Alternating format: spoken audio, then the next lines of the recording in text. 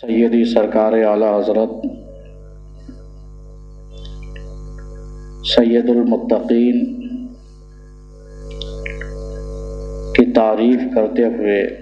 بیان کرتے ہیں کہ سایہ مصطفیٰ مایہ اصطفیٰ، سایہ مصطفیٰ مایہ اصطفیٰ، عز و ناز خلافت پہ لاکھوں سلام۔ سایہ مصطفیٰ مایہ اصطفیٰ، عز و ناز خلافت پہ لاکھوں سلام۔ اور آگے سیدی سرکار اعلیٰ حضرت ارشاد فرماتے ہیں، یعنی اس افضل الخلق بعد الرسل، یعنی اس افضل الخلق بعد الرسل ثانیہ سنین ہجرت پہ لاکھوں سلام۔ اور اس کے آگے سیدی سرکار اعلیٰ حضرت ارشاد فرماتے ہیں، اصدق الصادقین سید المتقین، اصدق الصادقین سید المستقیم، چشم و گوش وزارت پہ لاکھوں سلام، چشم و گوش وزارت پہ لاکھوں سلام۔ پیارے، آج 22 جمادی الاخری کی یہ وہ مبارک و مسعود تاریخ ہے کہ جس میں ریفض کے اوپر ایک قیامت سی برپا ہوتی ہے۔ آج کا دور یوں ہی ایسا دور ہے کہ ہر انسان پریشانی کے عالم میں ہے، اپنے ہی لوگوں میں ایک دوسرے کا انسان دشمن نظر آ رہا ہے، لیکن وہیں پر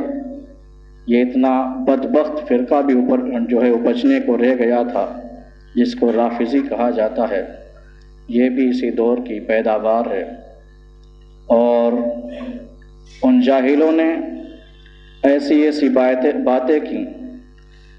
محبت علی میں کہ وہ محبت علی نہ ہو کر کے عداوت علی بن گئی۔ جو لوگ یہ کہتے ہیں کہ ہمارے علی تو اس شان کے لائق تھے کہ انہیں خلیفہ اول بنایا جاتا، صدیق اکبر نے ان کی خلافت کو چھین لیا معاذ اللہ، کیسی محبت علی بیان کی ہے، کیسا عشق علی سے بیان کیا ہوا ہے، ذرا سوچے تو صحیح ان کی عقلیں کہاں چلی گئی ہیں۔ کہا جاتا ہے خدا جب دین لیتا ہے تو عقلیں چھین لیتا ہے۔ شان بیان کرنے چلے تھے علی کی اور کہہ بیٹھے کہ علی کی جو قدر و منزلت ہے وہ یہ ہے کہ خلیفہ اول بننا چاہیے تھا، صدیق اکبر نے چھین لیا خلافت کو۔ میں کہتا ہوں کہ شان علی کو ایسے نہ بیان کرو، یہ محبت علی نہیں ہے، یہ عداوت علی ہے۔ علی تو وہ شیر خدا ہے، مسلک اعلیٰ حضرت کے ماننے والوں سے پوچھو، علی وہ شیر خدا ہے، قوت پروردگار رکھنے والا بندہ ہے کہ اگر چاہیں تو فاتح خیبر بن کر کے خیبر کے قلعے کا دروازہ اپنی انگلیوں پہ نچاتا ہوا نظر آتا ہے۔ اس سے کوئی خلافت چھین سکتا ہے؟ کیسی شان علی بیان کرتے ہو؟ حضرت علی سے کوئی خلافت چھین سکتا تھا؟ کبھی نہیں چھین سکتا تھا۔ علی وہ طاقت و قوت کے مالک ہیں۔ اب ذرا پوچھو تو صحیح علی سے، کیا تم سے ابو بکر صدیق نے خلافت چھینی ہوئی ہے؟ تو حضرت علی فرماتے ہیں کہ جس کو میرے آقا صلی اللہ تعالی علیہ وسلم نے آگے کر دیا ہو، دنیا کی کوئی طاقت نہیں ہے کہ اس کو پیچھے کر سکے۔ یہ علی بیان کرتے ہیں۔ تم کیسے ماننے والے علی کے ہو جو کہتے ہو کہ خلافت چھین لی؟ تو یہ محبت علی نہیں ہے، عداوت علی ہے۔ صاحبو، آج اس پیارے بندے کا تذکرہ پوری دنیا میں کیا جاتا ہے جس کو انبیاء اور رسول کے بعد افضل البشر ہونے کی ڈگری عطا کر دی ہے میرے آقا نے، کہ سب سے پیارا، اولین و آخرین میں سب سے پیارا اگر کوئی بندہ اللہ کا ہے تو وہ صدیق اکبر ہیں۔ اور ایسے صدیق اکبر پیارے ہیں اللہ کے کہ اللہ نے ان کی ڈگری جو آقا کریم صلی اللہ تعالی علیہ وسلم نے صدیق ہونے کی عطا کی، جب آئے تھے آقا کریم صلی اللہ تعالی علیہ وسلم معراج کی شب واپس آئے تو آپ نے بیان کیا میں نے جنت کو دیکھا، جہنم کو ملاحظہ کیا، اور مسجد حرام سے مسجد اقصی تک کی سیر کی، پھر وہاں سے ساتوں آسمانوں کی سیر کی۔ میرے سرکار یہ بیان کر رہے تھے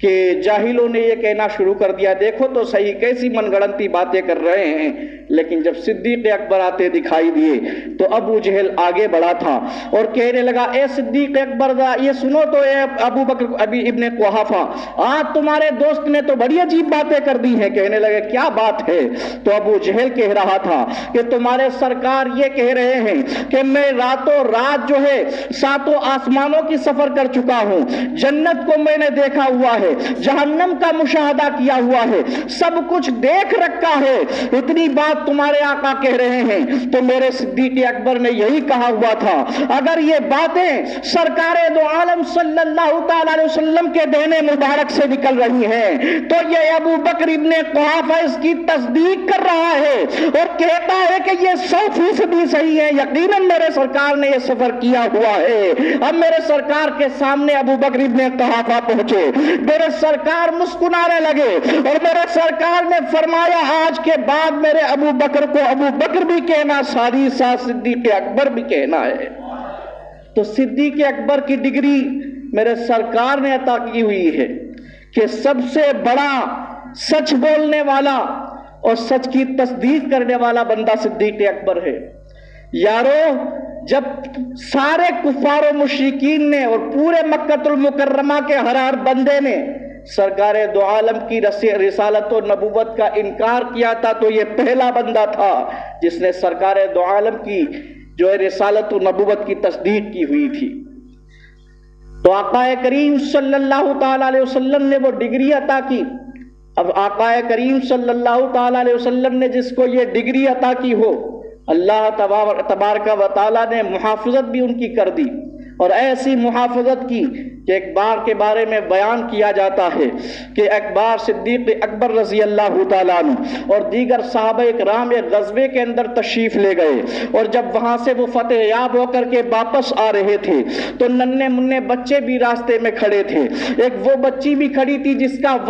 کے والد صاحب اس غزوے کے اندر شہید ہو گئے تھے۔ اب سب سے پہلے آنے والا کوئی بندہ تھا تو وہ دلاور بندہ حضرت عمر رضی اللہ تعالیٰ عنہ تھے۔ ایسے دلاور بندے ہیں کہ ان سے قیصر و روم بھی کانپ رہا ہے۔ بچی آگے بڑھی، آگے بڑھنے کے بعد حضرت عمر سے پوچھ رہی ہے ارے بتاؤ تو چچا میرے والد صاحب کب آئیں گے؟ اب جب حضرت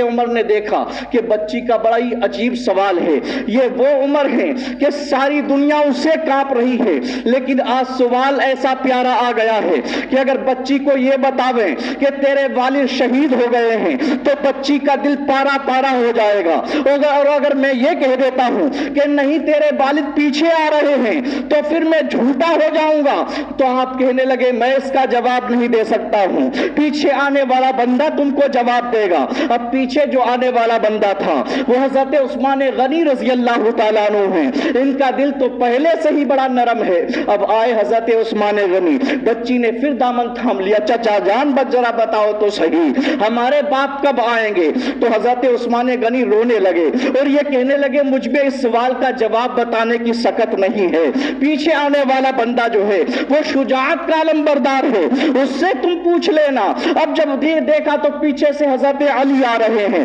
حضرت علی کا دامن تھاما، چچا جان بتاؤ تو صحیح میرے باپ کب آئیں گے؟ تو بچی کا جو ہے جب سوال سنا ہے تو شجاعت کا علمبردار ہوتے ہوئے بھی پیروں کے نیچے سے زمین کھسک گئی، جواب دے تو کیا جواب دے؟ کہنے لگے بیٹی میں جواب نہیں دے سکتا، پیچھے سے اصدق الصادقین آ رہے ہیں، سید المتقی آ رہے ہیں، یارے آقا کریم صلی اللہ تعالی علیہ وسلم آ رہے ہیں۔ تو دیکھا کہ حضرت ابوبکر صدیق آ رہے ہیں، دامن تھام لیا، چچا جان ذرا بتاؤ تو صحیح میرے باپ کب آئیں گے؟ تو بتایا جاتا ہے کہ حضرت ابوبکر صدیق کو ان کی خبر نہیں تھی کہ وہ شہید ہو گئے کہ نہیں ہوئے۔ تو آپ کہنے لگے بیٹی جیسے میں آ گیا ہوں، عمر آ گئے، عثمان آ گئے ہیں، علی آ گئے، پیچھے سے تمہارے باپ بھی آ رہے ہیں۔ اتنا کہنا تھا کہ اللہ تبارک و تعالیٰ نے حضرت اسرائیل کو فرمایا اے ملک الموت، ارے جاؤ اس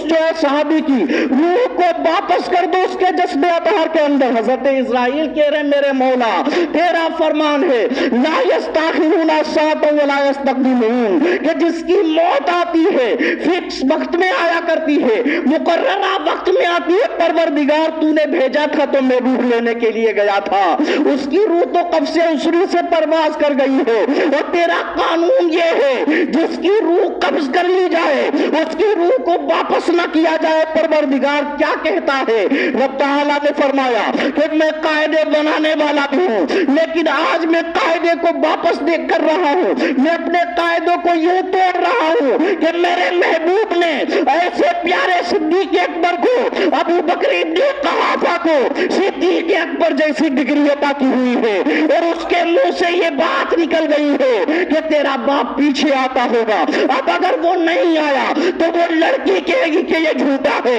ارے میں رب ہو کر کے مجھے یہ گوارا میری رحمت کو نہیں ہے، جس کو میرا محبوب صدیق اکبر کہہ دے ساری دنیا اس کو جھوٹا کہہ دے۔ ارے میں اپنا قانون تو بدل سکتا ہوں مگر صدیق اکبر کو جھوٹا نہیں بننے دے سکتا۔ تو پیارے یہ صدیق اکبر کی عزت و وجاہت ہے رب کی بارگاہ میں کہ رب تعالیٰ اپنے قانون بھی بدل دیتا ہے ان کے لیے۔ ایسے پیارے صدیق اکبر ہیں، اور یہ صدیق اکبر کو اتنی بڑی ڈگری ملی ہے محبت رسول میں۔ کہا جاتا ہے کہ آقا کریم صلی اللہ تعالی علیہ وسلم نے ایک بار اپنی انگشت مبارک حضرت ابوبکر صدیق کو دے دی اور یہ فرمایا کہ اے ابو بکر جاؤ اس انگشت جو ہے ہماری انگوٹھی کے اوپر لا الہ الا اللہ نقش کرا کر کے لے آؤ۔ اب حضرت ابوبکر صدیق پہنچے ہیں نقاش کے پاس میں، اور پہنچنے کے بعد دل بڑا مزمحل ہے، سوچ رہے ہیں کہ اگر میں یہ کہوں کہ لا الہ الا اللہ لکھ دو اس پہ تو پھر یہ تو توہین رسالت ہو جائے گی کہ جس جملے کو اللہ تبارک و تعالیٰ نے اپنے ساتھ ملا کر کے رکھا ہوا ہو، جنت کے ستونوں پہ لکھا ہو، پتے پتے پہ لکھا ہو کہ لا الہ الا اللہ محمد الرسول اللہ، اللہ کو یہ گوارا نہ ہو کہ یہ جملہ جو ہے اگلا والا اس کے جملے سے الگ کر دیا جائے، تو اگرچہ میرے آقا نے یہ کہا ہے لا الہ الا اللہ لکھوا دو، مگر میں محمد الرسول اللہ کو جدا نہیں کر سکتا ہوں۔ نقاش سے جا کر کے کہنے لگے صاحب اس پہ کلمہ طیبہ کو لکھ دیجئے، لا الہ الا اللہ محمد الرسول اللہ ثبت کر دیجئے۔ اب اس نقاش نے لا الہ الا اللہ محمد الرسول اللہ لکھا ہوا ہے۔ حضرت ابوبکر صدیق رضی اللہ تعالیٰ عنہ نے انگوٹھی کو لے لیا، اور لینے کے بعد سرکار دو عالم صلی اللہ تعالیٰ علیہ وسلم کی بارگاہ میں آ گئے، اور آنے کے بعد وہ انگشت مبارک پیش کر دی۔ جیسے سرکار دو عالم صلی اللہ تعالیٰ علیہ وسلم نے انگوٹھی مبارکہ کو دیکھا کہ اس پر لا الہ الا اللہ محمد الرسول اللہ لکھا ہوا ہے، اور ساتھ ہی ساتھ ابوبکر صدیق کا بھی نام اس کے اندر ثبت ہے، میرے سرکار صلی اللہ تعالیٰ علیہ وسلم مسکرانے لگے، اور میرے آقا نے فرمایا اے ابوبکر میں نے تو صرف اس پہ کلمہ لا الہ الا اللہ لکھوانے کے لیے کہا تھا، تم نے محمد الرسول اللہ کیوں لکھوا دیا ہے اور اپنا نام کیوں لکھوا کے لائے ہوئے ہو؟ آقا کریم صلی اللہ تعالیٰ علیہ وسلم نے جب یہ جملہ نکالا کہ اپنا نام کیوں لکھوا کے لائے ہو، حضرت ابوبکر صدیق حیران و پریشان تھے، اور حیرانی کے عالم میں جواب دے رہے تھے اے میرے سرکار صلی اللہ تعالیٰ علیہ وسلم میں نے لا الہ الا اللہ کے ساتھ محمد الرسول اللہ تو لکھوایا ہوا ہے مگر اپنا نام نہیں لکھوایا ہے۔ اے میرے سرکار میں نہیں جانتا یہ نام کہاں سے لکھ گیا ہے۔ اب ساتھ ہی ساتھ یہ بات چل ہی رہی تھی کہ حضرت جبریل امین آ گئے، سید الملائکہ تشریف لے آئے، اور یہ کہنے لگے اے میرے آقا صلی اللہ تعالیٰ علیہ وسلم اللہ کی جانب سے بھیجا گیا ہوا ہوں، میں سید الملائکہ ہوں، اس لیے بھیجا گیا ہوں تاکہ آپ کو اس بات کی خبر دے دوں یہ جو محمد الرسول اللہ لکھوایا ہے یہ ابوبکر صدیق نے لکھوایا ہوا ہے، لیکن اسی کے ساتھ ساتھ میں جو صدیق اکبر لکھا ہوا ہے اس کے اوپر یہ اللہ تبارک و تعالیٰ کی جانب سے مجھ سے لکھوایا گیا ہوا ہے۔ تو اللہ تبارک و تعالیٰ نے مجھ سے یہ فرمایا کہ جس کا صدیق یہ گوارا نہ کرے کہ لا الہ الا اللہ کے ساتھ اس کے محبوب کا ذکر نہ جوڑا جائے تو اس کے محبوب اسی محبوب کے رب کو یہ بھی پسند نہیں ہے کہ محبوب کے محبوب کو اس سے جدا کر دیا جائے۔ یہ نام کسی اور نے نہیں، رب نے لکھوایا ہوا ہے۔ تو پیارے یہ صدیق اکبر رضی اللہ تعالیٰ عنہ ہیں۔ محبت رسول دل میں ہونا چاہیے، تب آپ دنیا کے اندر کامیاب و کامران ہوں گے۔ رب تبارک و تعالیٰ کی امداد آپ کے لیے آئے گی، مگر معاملہ تو ہمارا یہ ہے کہ ہم صرف نعرے لگانے میں رہ گئے، ہم صرف یہ بتانے میں رہ گئے کہ ہم رسول اللہ کے جنت رسول اللہ کی، لیکن کوئی بھی عمل اپنا ایسا نہ ہوا کہ جو ہے آقا کریم صلی اللہ تعالیٰ علیہ وسلم کو خوش کر سکے۔ آج ہم اگر اپنے معاشرے کا جائزہ لیں، خود اپنی ذات کا ہی احتساب کریں، تب ہم کو پتہ چلتا ہے نہ ہمارا چہرہ اور مہرہ ایسا ہے جس کو آقا کریم صلی اللہ تعالیٰ علیہ وسلم پسند کر رہے ہوں، نہ ہمارا لبادہ ایسا ہے جس کو سرکار پسند کرتے ہو، نہ ہمارا چال و چلن ایسا ہے جس کو میرے سرکار پسند کرتے ہو۔ میں کہنا چاہوں گا یارو نعرے لگاؤ، خوب لگاؤ، یہ بار بار کہو کہ ہم رسول اللہ کے جنت رسول اللہ کی، مگر پہلے ایسا بن کے دکھاؤ جس سے یہ معلوم ہو کہ تم سرکار دو عالم صلی اللہ تعالیٰ علیہ وسلم کے ہو گئے ہو، واقعی سرکار دو عالم صلی اللہ تعالیٰ علیہ وسلم کے دیوانے ہو۔ سرکار کا دیوانہ وہ ہوا کرتا ہے جس کو سرٹیفکیٹ دکھانے کی ضرورت نہیں ہوتی ہے کہ صاحبو دیکھ لو میرے لائسنس کے اندر لکھا ہوا ہے کہ میں عبد الرؤوف ہوں یا عبد الرحمن ہوں، لیکن میں تمہیں بتانا چاہتا ہوں سرٹیفکیٹ دکھانے کی ضرورت نہیں ہوتی ہے۔ ارے غلام مصطفیٰ وہ ہوا کرتا ہے کہ دور سے بندہ چلا آتا ہے، دور سے لوگ دیکھ کر کے کہتے ہیں دیکھو تو صحیح یہ آقا کریم صلی اللہ تعالیٰ علیہ وسلم کا دیوانہ آ رہا ہے، اس کا چال و چلن تو دیکھو،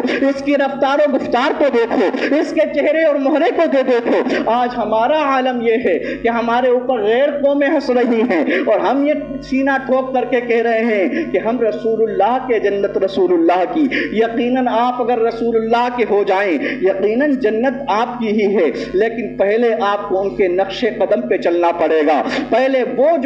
اطوار اختیار کرنے پڑیں گے جس سے سرکار صلی اللہ تعالیٰ علیہ وسلم خوش ہو رہے ہو۔ پیارے صدیق اکبر کی عزت و وجاہت بہت اونچی ہے۔ ایک بار یہ ہوا کہ آقا کریم صلی اللہ تعالیٰ علیہ وسلم کی اولاد میں سے حضرت عقیل رحمت رضی اللہ تعالیٰ عنہ جو کہ مولائے کائنات کے بھائی ہیں، انہوں نے کیا سوچا، یہ سوچنے لگے کہ ہر بار جب مسجد کے اندر جاتا ہوں مسجد نبوی میں کیا دیکھتا ہوں کہ سرکار دو عالم صلی اللہ تعالیٰ علیہ وسلم مصلی امامت پر ہیں اور پیچھے ابو بکر کھڑے ہیں، جب جاتا ہوں یہی دیکھتا ہوں، جب جاتا ہوں یہی مشاہدہ کرتا ہوں، لیکن آج ایسا نہیں ہوگا، آج میں وقت سے پہلے پہنچوں گا اور اس جگہ پر جہاں ابو بکر صدیق روزانہ کھڑے ہوتے ہیں، کیونکہ مسجد ایسا گھر ہے کہ اگر کوئی بادشاہ بعد میں آوے تو اس کو پیچھے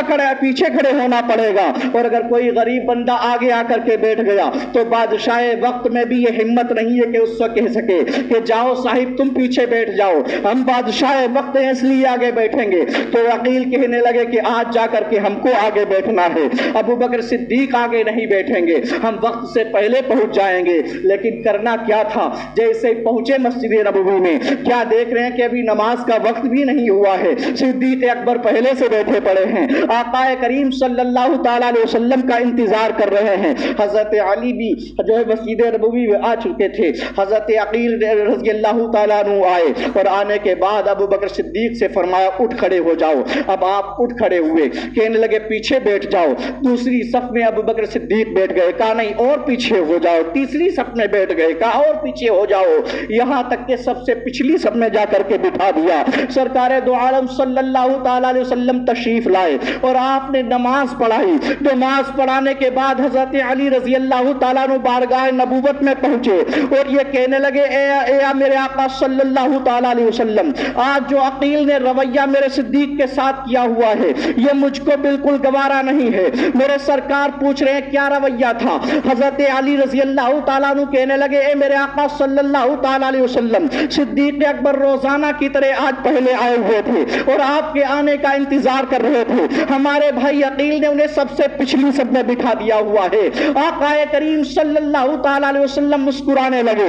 اور یہ فرمایا یہ تو بتاؤ، تم نے عقیل کی تو باتیں بتا دی، مگر ابو بکر صدیق نے کیا جملے نکالے تھے؟ تو حضرت علی کہنے لگے اے میرے آقا صلی اللہ تعالیٰ علیہ وسلم، ابو بکر صدیق تو یہی کہہ رہے تھے کہ آپ جو ہے آپ جس بات میں راضی ہو جائیں گے، کیونکہ آپ میرے آقا صلی اللہ تعالیٰ علیہ وسلم کی اولاد سے ہیں، آپ جس بات میں راضی ہو جائیں گے۔ صدیق اکبر بھی اسی بات میں خوش ہے، یہ ابو بکر صدیق کہہ رہے تھے۔ اب آقا کریم صلی اللہ تعالیٰ علیہ وسلم نے شان صدیق اکبر کو بیان کرنا شروع کیا کہ عقیل ہمارے پاس آؤ، تم شاید سمجھتے نہیں ہو کہ صدیق کس کا نام ہے، صدیق اکبر کس کا لقب ہے۔ ارے جب سارے مکہ والوں نے ہمارا انکار کیا ہوا تھا تو یہ واحد بندہ تھا جس نے ہماری تصدیق کی ہوئی تھی، جس نے ہمارا اقرار کیا ہوا تھا۔ جب سارے لوگوں نے ہمارا ساتھ چھوڑ دیا تھا اور ہجرت کر کے مدینہ المنورہ پہنچ گئے تھے، تو غار ثور میں اگر کوئی ساتھ دے رہا تھا تو وہ یہی صدیق اکبر ہے۔ اے بے عقیل سن لو، اگر اس غار کے اندر کوئی اپنے پیر کے اندر اسدحے کو ڈسوا رہا تھا اور اپنے پیر کو جنبش بھی نہیں دے رہا تھا صرف ہماری نیت کی وجہ سے، تو وہ واحد یہی بندہ ہے جس کو صدیق اکبر کہتے ہیں۔ اے عقیل کان کھول کے سن لو، جس مسجد کے اندر تم آج بیٹھ کر کے ابو بکر صدیق کو سب سے پیچھے کیے ہو، اس مسجد کی قیمت ادا کرنے والا کوئی اور بندہ نہیں ہے، ہمارا صدیق اکبر۔ تو یہ شان صدیق اکبر ہے۔ شان صدیق اکبر کو بلند کیا ہوا ہے رب کے محبوب نے، تو کون ان کو پیچھے کر سکتا ہے؟ نالائق کہتے ہیں کہ خلیفہ اول بننے کا حق تو علی کو تھا۔ ارے کیسی باتیں کرتے ہو؟ آقا کریم صلی اللہ تعالی علیہ وسلم کی علالت جب بڑی تھی تو لوگ آئے کہا سرکار نماز پڑھا دیں چل کے۔ میرے آقا نے فرمایا کہ ابو بکر سے کہو کہ نماز پڑھائیں۔ آقا کریم صلی اللہ تعالی علیہ وسلم نے جملے نکالے۔ حضرت عائشہ بڑی اور کہنے لگی میرے آقا حضرت ابو بکر صدیق ہمارے باپ ہیں، ہم نے بچپنا ان کے پاس گزارا ہے، ہمیں پتہ ہے ان کے دل میں اتنی طاقت و قوت نہیں کہ اس جگہ پہ کھڑے ہو جائیں جہاں پر آپ کھڑے ہوئے ہیں، تو کسی اور کو حکم فرما دیں۔ آقا کریم صلی اللہ تعالی علیہ وسلم نے فرمایا مرو ابا بکر فلیصلی بالناس، کہ ابو بکر سے کہو کہ وہ آگے بڑھیں، لوگوں کو نماز پڑھائیں۔ پھر حضرت عائشہ نے دہرایا تو میرے سرکار غضبناک ہو گئے، اور پھر آقا کریم صلی اللہ تعالی علیہ وسلم نے فرمایا مرو ابا بکر فلیصلی بالناس، کہ ابو بکر سے کہو کہ وہ آگے بڑھے اور لوگوں کو نماز پڑھائیں۔ تو میں کہنا یہ چاہتا ہوں ایسی بکواس اس کی شان میں مت کرو جس کو میرے آقا نے آگے بڑھا دیا ہو، کسی کے باپ میں دم نہیں ہے اس کو پیچھے کر سکے، کیونکہ یہی فرمان علی بھی ہے۔ یہ تو تم دھوکے میں ہو جو یہ باتیں کرتے ہو۔ حضرت علی رضی اللہ تعالیٰ عنہ سے ان کی خلافت کے بارے میں پوچھا گیا تو حضرت علی نے کہا تھا جس کو رسول پاک نے آگے کر دیا ہو کسی کے باپ میں کیا دم ہے کہ اس کو پیچھے کر سکے؟ تو کہاں ہیں آپ؟ کیسی شان علی کو بیان کرتے ہیں؟ شان علی بھی اپنی جگہ عرفہ و اعلیٰ ہے، لیکن شان علی یہی بتا رہی ہے کہ خلیفہ اول بننے کا جو حقدار ہے وہ ابو بکر صدیق کی ذات ہی ہے۔ یارو کہنے کی بہت ساری باتیں ہیں، ان کی مدح و ثنا کبھی ختم نہیں ہو سکتی ہے، کیونکہ پوری دنیا کے اندر انبیاء اور رسول کے بعد سب سے اونچا مرتبہ صدیق اکبر کا ہے۔